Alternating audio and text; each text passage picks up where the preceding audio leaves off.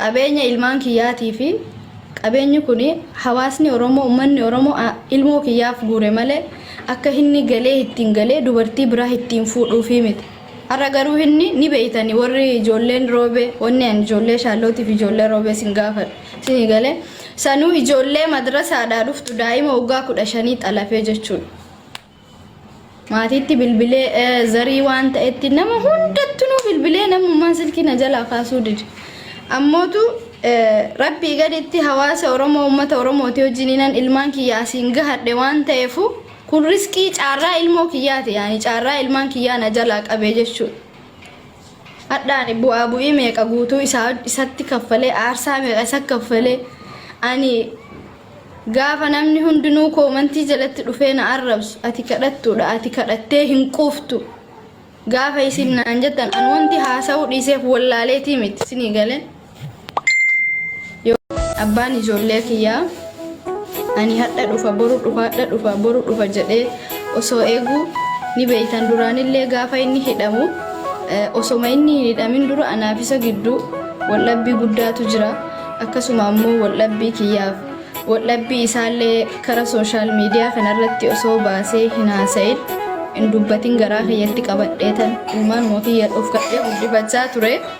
Akka tasaa ta'ee qabamee gaafa inni qabamu ammoo abbaa ilmaan kiyyaati badheetti isa darbuu hin qabu badii kamuyyuu yoo balleessee qabame abbaa ijoollee kiyyaati ka jedhamuuf sirrachuu danda'a ka jedhamuuf walii rakkadhee mana hidhaa sana keessa baatii 8 guutuu arkaa jirtanii itti kadhadhee itti boohee kar tokkoon ilmaan isaa kana qabaa kar tokkoon ammootu isaaf nyaataaf dhugaatii geessaa akkasuma isa baasuudhaaf yaalaa tanan ture isinii galee.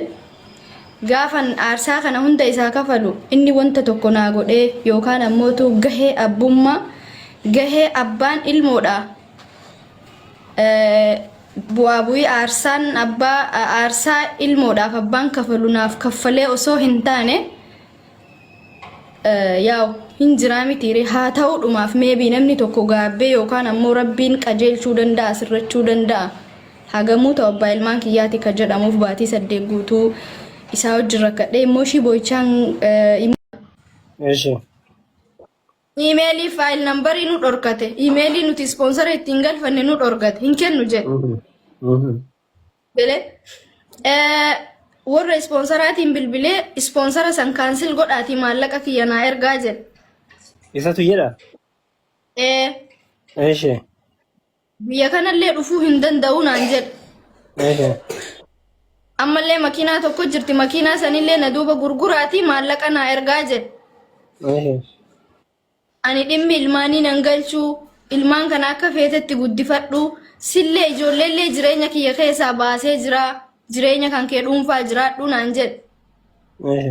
Amma abbichi jechuun gaafa dhiifama naa godhate namtichi jechuun abbichi ispoonsara dura isinii ta'eeti akka ijoollee maqaa isaatiin jirtu akka dhimmi kee marti maqaa isaatiin walii hidhannaa qabu beeku kuni dhimma kan kee rakkoo kan kee kan akka ijoollee kana kophaa guddistu akka ijoollee kana keessa ati biyya kana keessa rakkattu hin beeku.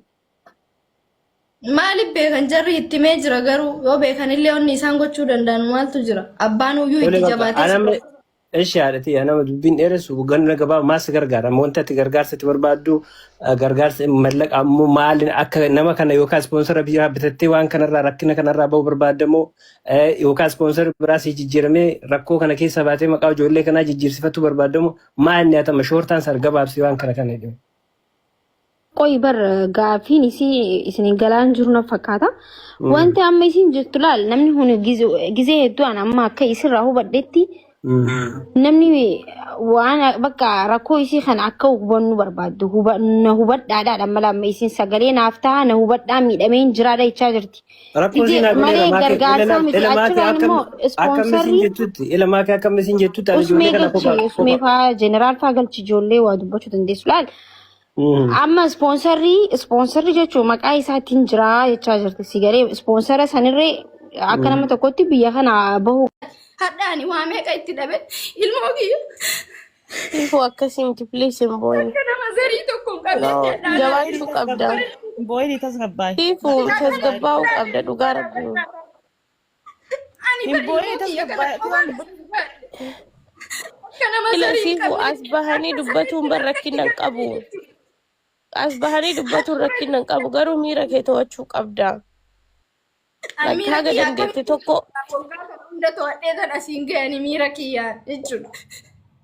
Sagalee naataa Oromoon kutaa Baay'ee waan miidhamtu dubbatas gabbaayee miidhama kee ifa gootee akkuma amma dubbatte kanatti yoo dubbatte namni waan si bira dhaabanneef hin jiru kanamummaa qabu kanamummaan itti dhaga'amu wanni si bira dhaabanneef hin jiru siifu.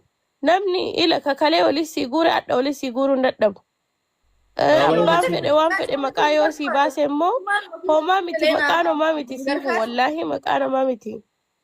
Na abbaan fedhe osoo waan fedheedhaa oole rakkinni ati keessa jirtu siif rabbi qofa waliin beeka. Namni naa beeka jetteellee hin eegin. Namni si beekuu hin danda'u. Siif rabbi qofaa fi ilmaan teessantuu quba qaba waan keessa jirtu jechuudha. So namni kalee walii si qabe hadda sin dadhabu inshaallah. Ali doobbii namni gara biraatti nu hiikkata. Amma wanni isin beekuu qabdan ani gargaarsa maallaqaa nama tokkorraa hin barbaadu. Ilmaan kiyyaaf sagalee naataa ani ganzabaa miti kanan barbaadu. Huyna kiyyaa ol ta'e ijoolleen kiyya nama zarii hin qabne taate. Isin hawaasni Oromoo akka abbaan isaanii yookaan zariin isaanii na duuba jiran na gargaaraa jiranutti beektan dubbiin akkasii miti. Abbaan isaaniillee quban qabu zariin isaaniillee quban qaban ijoollee kiyyaaf duraan anaaf sagalee naataa turtanii miti. Obsee kabajaa keessaniifan as ga'e garuu har'a huyna kiyyaa ol ta'e ijoollee kiyyaa sagalee nataati dhimma ilmaan kiyyaa kana gar tokko naa deebisa malee ani maallaqaa miti kanan barbaadu sagalee keessaniin barbaadu an firan qabu bakka sagalee naataa waggaa kana guutuu kophaa kiyya. Miidhama kiyyaa nuuraan ilmoo kiyyaaf jecha ittiin ciccite an dubartii akka keetii maaliin godhanaan jedhee gaafa dubartii waggaa 15 fuudhu anaafuu an rakkoon qabu an si galee dubartiin biraa hoo tasfaa akkamiitiin uyyuu jiraatti si galee. Anggobar rakko hin qabu bar'an man alhamdulillahi rabbil alamin rabbinu waan najalatu jollummaa kana ilmaan kana nama taasee bar ijoollee carraa qabda laal umurii kana namni ilmoo argachuu miti bultiyyuun argatu si galee alhamdulillah ijoollee fayyaa qabdu ijoolleen keessattuu lakkuu dhalattee moo fayyaadhaan si dhalattee si galee ijoollee yeroo lakkuu dhalattu yookaan walitti qabattee dhalatti sana hariirra rabbiin si baraaree ijoollee fayyaa qabdu ijoollee babbareedduu kana rabbiin si faguddisu si kenne kuniyyuu ni maa tokkaati umuriin kan kee ganaadha nama sichi waa hedduu dalaguu danda'udha si galee kanaafiyyuu UN's yoo dhatte si gargaaruu danda'u footoo sila agarsiiftu sana irratti illee waa hedduudhaan si gargaaruu danda'u. Qo'atama waan kana qabatamaan dhageesse yaani jechuun fuudhuun isaa kun qabatama. Yaani hawaasa si galee يعني mana mallaqa ijoollee keetii keetti yani sababa bal'inni kun sijjammar siifillee guuramne isaafillee guuramne sababa ilmaan kanaatiif Oromoon isin guurtee mire si galee haa ilmaan tu ittiin tajaajilamtuuf atillee yookaan dhukkubsattee bakka ciisattu ittiin ati tajaajilamtuuf meeqa guurameef inni mallaqa kanaa mana bitate mana jireenyaa bitatee galee jaartii amma itti fuudhe.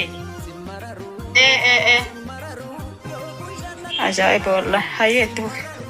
Fuudhe maa akka inni fuudhe nama hundatu beeka ijoolleen roobee keessa jirtu ijoolleen shaalloo namni Itoophiyaa jiru namni wallaaleen jiru namni biyya kana keessa jirus namni wallaaleen jiru garuu inni waa fuudhe jedhee natti maare anniif inni eega waliin haasa'uu deemne hadha baatii 4 moo baatii 5 deemna qubayyuu waliin qabnu nama biraarraa dhaga'an garuu ammootu ani nin fuudhaa sijjammar jireenya kiyya keessaa bahii naan jedhe bakka jechuun ani wallahi waan isaa haasa'ullee hin danda'u kana sanallee jedheellee dubbachuullee hin barbaadu walumaa galatti hawaasni Oromoo akka kaleessa na wajjin rakkatee ilmaan kana asiin naage ani firan qabu nama na dubbatu qabu yeroo asirratti bo'u maraattuudha naan jedhe namni an caarraa ilmaan kiyyaatiif caarraa kiyyan nama raache si galee an firan qabu nama na dubbatu qabu. Akkam firan qabne beekee kana mana natti dalage an har'as borusoonni na boochisu caarraa ilmaan kiyyaati si galee akkasuma immoo sa'aatii live irra dhufu kadhatteen quuftu warra kadhatteen quuftu beeloftu jedhanii sababa badii inni balleessee fi maallaqa inni zariin isaa guurrate ka uummanni na arrabsu sana hawaasni kiyya akka naa beeku barbaada hundi keessan waala isinii danda'ame yoo dhugaa miidhaa haadhaatiif ilmoo Oi si fuudhan wallahi dhageeffadhu waan amma ati ilaarraa jechuun maallaqni sun akka ati itti fayyadamutti hin jirre ilmoon kee itti fayyadamutti hin jirre gabbaatee hawaasatti nimtu hawaasaatu maallaqa guure maallaqni kan uummata Oromooti maali uummanni Oromoo ilmaan keetii fi atiis akka itti tajaajilamtuu fi akka inni itti fuudhuu fi miti gabbaatee hin dubbattu ture Akkamittan dubbadha duuba ani namni kun hin sirrata hadha boru sirrata ammoo maallaqa san waa balleessaatti beekaa re'an maalitti beekaan akka inni kana akkas waan akkanaa akka inni raawwatu ani eessatti hin beekaan duraanuu akka akkaawuntii haadhaa irratti akka galeen hin beeku hin qabnu naan jedha yeroo ani isa gaafadhe hin qabnu birrii wayituuyyuu hin qabnu maallaqni wayituuyyuu wanni qabnu hin jiruu naan jedha si galee haa ta'an garuu akka inni jiru ni beeka garuu maaliifi maybe surprise na gochuufi namni kun ammootu qabeenya kana dabarsee waan biraa ittiin godhu maaluyyuu yoo godhe anumaaf ilmaan kiyyaaf walitti qabaa jira ka jedhamu beeyte akka ganzabni jiru osoo beeku yaani homaa ittiin godhu maybe ilmoodhaaf akka ani hin balleessineeffaa walitti qabee jira ka jedhamudha malee akka maatii wajjin waliin mari'atanii anaaf ijoollee haala jambii baasanii tokkoffaa maqaan balleessanii hawaasni Oromoo akka ani itti fayyadame akka ilmaan kiyya ittiin guddachaa jirtutti beeka garuu dhugaan jirtu ammoo anis ilmaan kiyyas ganzaba uummanni Oromoo waggaa kana hunda nuu guure marraa takkitti ka aniif Mubaarak Musammaa bara 2023 guure sanuu yeroo sana inni naa oliinuun jiru yeroo sanaayyuu jaartii biraa fuudhee jira hawaasatti nimne malee yoo gabbaatee hawaasatti miti gocha suukanneessaa sirratti hin godhaa waan sila ilma namaatti godhamuu hin qabne hasiida mara fuula keetti naqanaan jechaa ture yoo ati gabbaatee hawaasa Oromootti himte an sagalee san qabu gabbaa'ee uummata Oromootti himadhu uummanni Oromoo homaan an godhu ka jedhu ni beekani manguddoon biyya kana jiran akka ani maal